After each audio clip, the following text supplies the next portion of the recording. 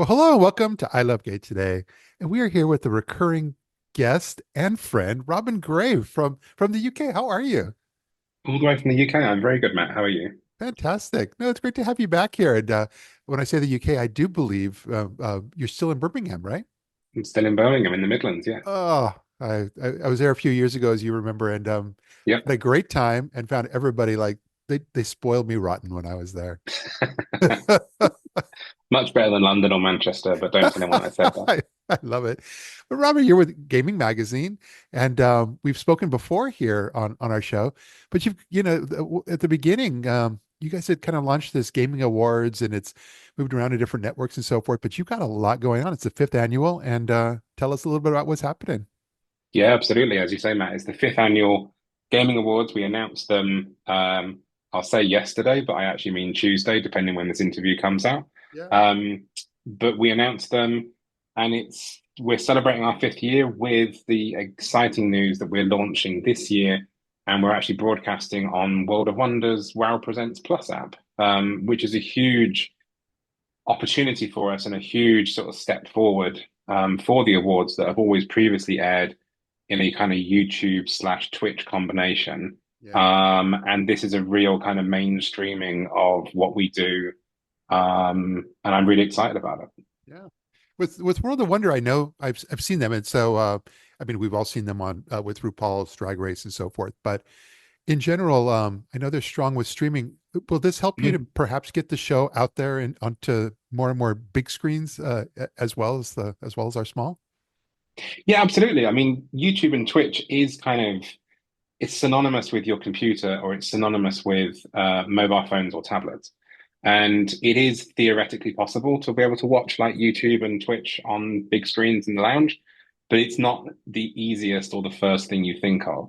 Yeah. And I think as well, it's size of screen, but also the audience themselves, because I'm a gamer, I run Gaming Magazine, but I will be the first to admit that I still don't kind of get too deep into the Twitch slash YouTube watching phenomenon. I like my games, I play my games, that's it, thank you very much. But there is a subset of gamers that goes kind of like deep into the world of sort of live streaming content production, etc., and watching those shows, but it's a subset. Yeah. And I think what we're looking to be able to reach through this kind of partnership now with World of Wonder is the massive swathe of LGBTQ people and beyond Yeah. who watch World of Wonder, who have access to that platform, who are gamers, maybe play a bit of casual Animal Crossing on a Nintendo Switch, or maybe just play a bit of Scrabble on their phone. But they don't get too deep into the YouTube and Twitch. And I think that for me is, as you rightly say, it's the casual gamer, it's the people that can sit on the sofa, it's that sort of thing. So for me, this move now into a network Yeah. really does start to broaden our horizons. And I'm super excited and very grateful to World of Wonder for the opportunity as well. As you say, they are, I'm going to annoy a lot of people when I say this, probably the leading LGBTQ TV network out there. Yeah. Um, and they are well known for Drag Race, but they're also well known for a lot of other wonderful documentaries and fantastic series that are broadcast not only on their app, but of course all the other partners that they have. And I think trying to be in the middle of all of that Yeah. is a really exciting opportunity. And then when that then plays out in July, we will have a premiere event simultaneously taking place in LA. That's going to be co-hosted by World of Wonder as well. So there's going to be a very celeb kind of feel to this as well. Yeah. No, and I'll get in trouble too when I talk about the fact that, with this network, it's interesting because they had the advantage where, starting out with RuPaul's Drag Race and then being able to kind of create a network on top of that. But for most streaming apps across the board in any niche market whatsoever, they'll start the platform and they'll try to make sure the platform is in as many places as possible, but they often lack having that really strong piece of content, the one piece of content, the one film or series that everyone needs to go and see, because Yeah. that's what pushes these streaming networks up to that next level. And I always fear that without that, the problem is that at the end of the day, they're typically competing just with content you can find on YouTube or TikTok. Mhm. And I think you got to do better than that in order to be able to really take it and to that next level.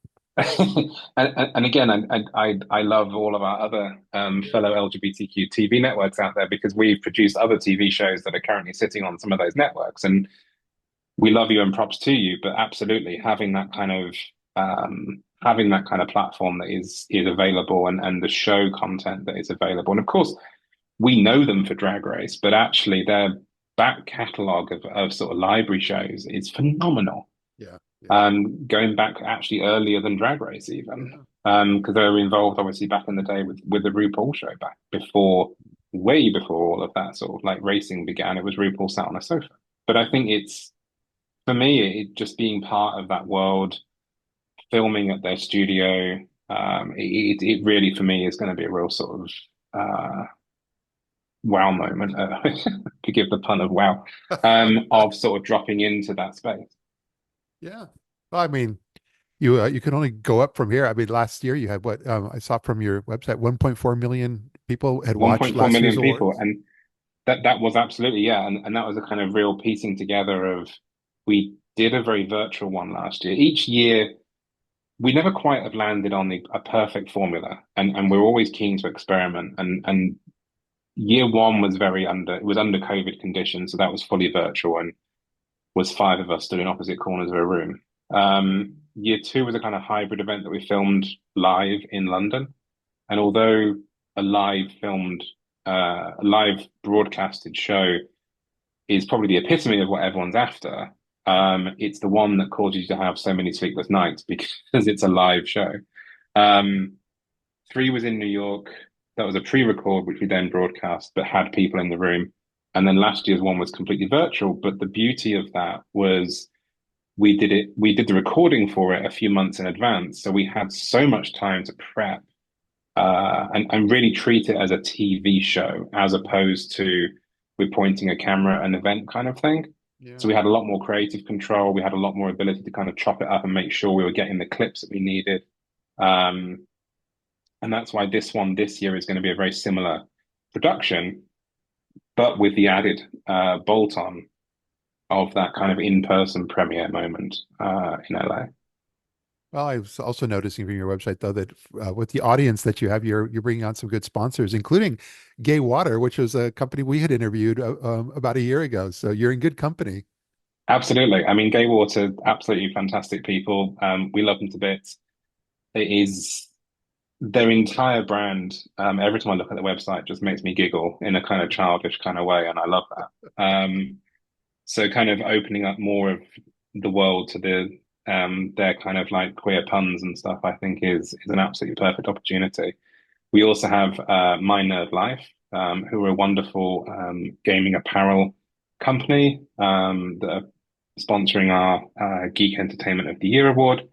And we're still onboarding some new sponsors that will be announced soon, and we still have some gaps available, of course, for other sponsors. Yeah. I noticed that you had a new category that you with the LGBTQ plus content creator of the year. Is that specifically going to be in the world of gaming, or are you kind of with the way it sounds, it could be almost any content creator? But by the nature of who we are, obviously, it is gaming related. But that is actually a rename because for the last few years we had it as streamer of the year. Okay. And streaming in 5 years ago was such a new frontier. But over time, the likes of YouTube, TikTok, and others, well, for as long as it lasts, Instagram Reels or whatever has kind of caught up. Yeah. So there's like live content production, live content streaming, I should say, but there's also content creation that's kind of asynchronous, so not live, but still Yeah. producing really fun, entertaining video content about gaming or the like.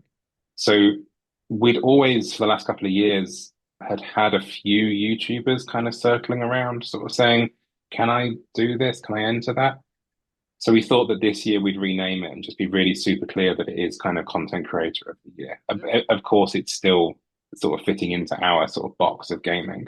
There are also two new categories as well, because have always had our industry diversity award, which is a way of celebrating companies who have contributed positively to the industry in favor of LGBTQ people. But again, over the 5 years, there's been a rise of non-profits. There's been a rise of local community groups that, because there was nowhere else to put them, sat under there. And then you kind of ended up with a weird situation where you had like NYC gamers going up against the AAA game studio. So we spun off this year a new award, which is the Community Impact Award, which is very much going to be the community groups, and the industry can still exist as the industry. And the other new award we added is our LGBTQ Voice Actor of the Year award as well.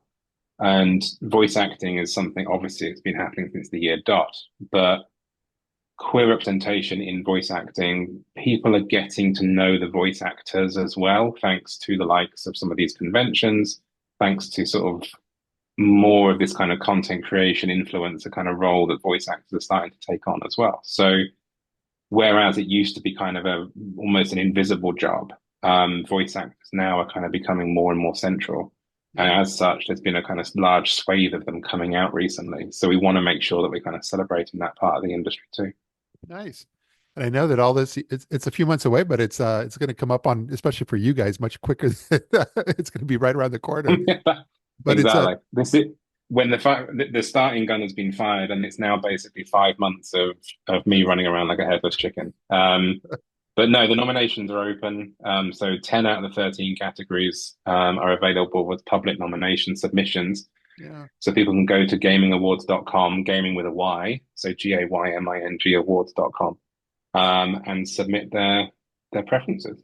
Yeah, and it'll be out there July 8th of this year. So Tuesday, July 8th, we'll be broadcasting on World of Wonder, Time TBC, and then there'll be the kind of the partner VIP premiere event in LA as well. Excellent. Well, I look forward to seeing all this come together and being a part of it. So and absolutely. Most important, just thank you so much for being here with our audience and sharing a little bit of your story there with us. Always a pleasure, Matt. Thank you. Thanks again. Take care. And it feels good, so good.